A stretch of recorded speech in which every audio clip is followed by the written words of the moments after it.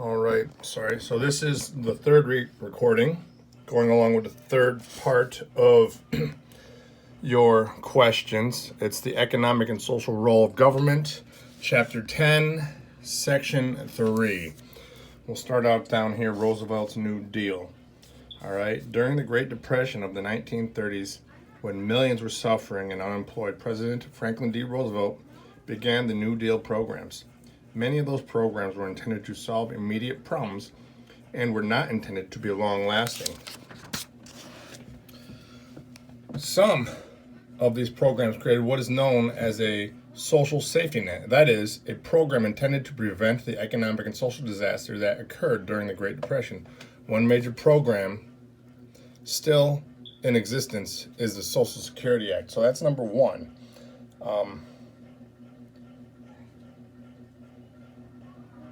All right, so number two, it says, what was LBJ's Great Society? So the Great Society is right down here.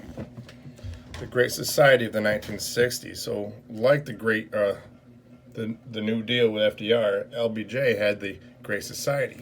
So it says President Lyndon Johnson's domestic policy goals for the United States, known as the Great Society, continued and expanded upon traditions begun during Franklin Roosevelt's New Deal of the 1930s. Medicare. The amendments to the Social Security Act in 1965 provide health insurance and some types of health care for those over the age of 65. All workers pay a Medicare tax directly from their paychecks. Citizens receiving Medicare must pay part of their Medicare cost. Generally, recipients pay by having what they owe taken directly from their monthly paychecks as Social Security benefits. Medicare is not a totally free government program. This program has become increasingly expensive as health costs have risen. Healthcare has improved and people are living longer. Also, the percentage of recipients has increased as compared to the number of workers contributing. Medicaid 1965 is the program that provides states with funds to help the needy who are not covered by Medicare. In recent years, states have been expected to pay for part of the cost of Medicaid. There you go. So the next question is, how did Ronald Reagan appeal to many Americans? What is supply side economics? So Ronald Reagan, the economic challenges of the 1980s. Former actor Ronald Reagan appealed to many Americans with his references to the good old days and his patriotic speeches. He used his prepared speeches to promote a conservative approach to government and the economy. He targeted inflation as the top priority and argued that big government was the cause of inflation. In the present crisis, said Reagan, government is not the solution to our problem. Government is the problem. During his first term in office, Ronald Reagan supported the domestic program backed by Presidents Eisenhower and Nixon.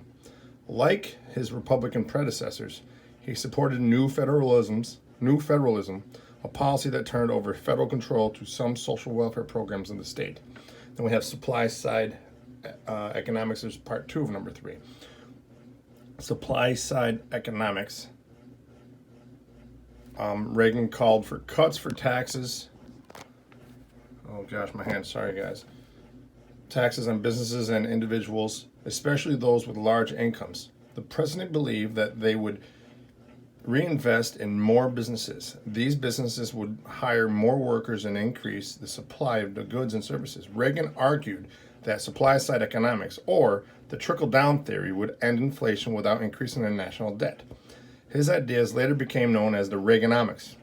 His critics at the time were highly skeptical of his plans and called his economic theories voodoo economics or magic tricks. Ultimately, the wealthy benefited more than others. So that answer is number 3. Number 4, how did President Reagan try to balance the budget? Balancing the budget. It's right up here. Reagan tried to balance the budget by reducing many social welfare programs. He also made sharp cuts in the Environmental Protection Agency. Despite such efforts, however, the national debt climbed throughout Reagan's presidency. Reagan, nicknamed the Great Communicator by some journalists, used his charm and persuasive talents to convince many Americans to support a plan aimed at creating a balanced budget in the early 1990s. Sorry, there you go. Number 5 says, what were some of the economic problems facing the country when President Barack Obama took office? So we're on page 354, down here. The Barack Obama administration. All right. So some of his problems we're going to start reading right now. President Barack Obama took office in the United States, faced most serious economic crisis since the Great Depression. Bailouts. The president came into office knowing that the enormous economic stimulus plan would be necessary to solve his crisis. Some major banks had failed, and other companies, primarily the massive AIG insurance companies, needed billions of dollars of American taxpayer money known as the bailout money to prevent them from collapsing. About $700 billion in what is known as TARP money, or the Troubled Asset Relief Program, was used to help banks that were in danger of failing.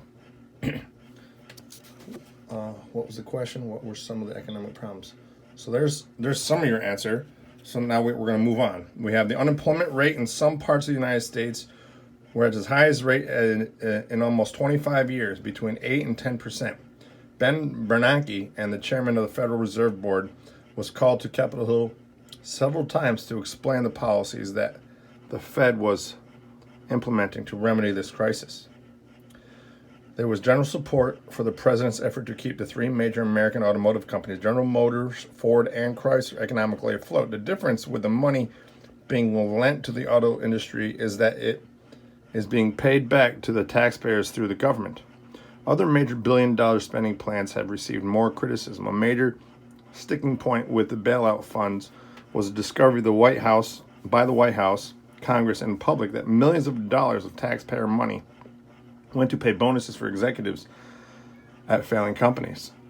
Mortgage scandal. Another economic problem at this time was that many homeowners could not afford to pay the money they owned on their homes, called a mortgage. When banks didn't receive their payments, they could take back the homes and foreclose on them. Several large banks were found to be guilty of both allowing and encouraging home buyers to obtain mortgages that they would have severe difficulty in paying. During a recession, many people lost their homes and banks foreclosed on them. A foreclosure happens when a buyer or buyers cannot afford to pay the money owed on a lender. Housing prices dropped, causing a ripple effect in the whole economy. Several large banks collapsed. So, and then the last question for this section of the reading is, what are some of the provisions of the Affordable Care Act? So right here, Affordable Care Act. Also in 2010, President Obama made history by signing the Patient Protection and Affordable Care Act, known as the Affordable Care Act for short. Healthcare reform had been a major goal for the president and the Democratic Party. The bill passed with a narrow margin over fierce Republican opposition. The law is being phased in over several years and has provisions to forbid insurance companies to deny health care coverage to applicants, to extend coverage to young adults until they are 26 if living at home, and to eventually require all Americans to obtain health care insurance. By 2016, Republicans tried over 60 times to repeal the law, which has become known as Obamacare, especially by those who want it repealed.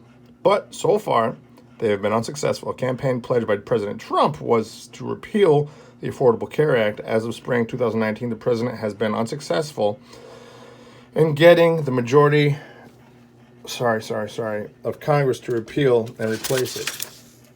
That ends this section.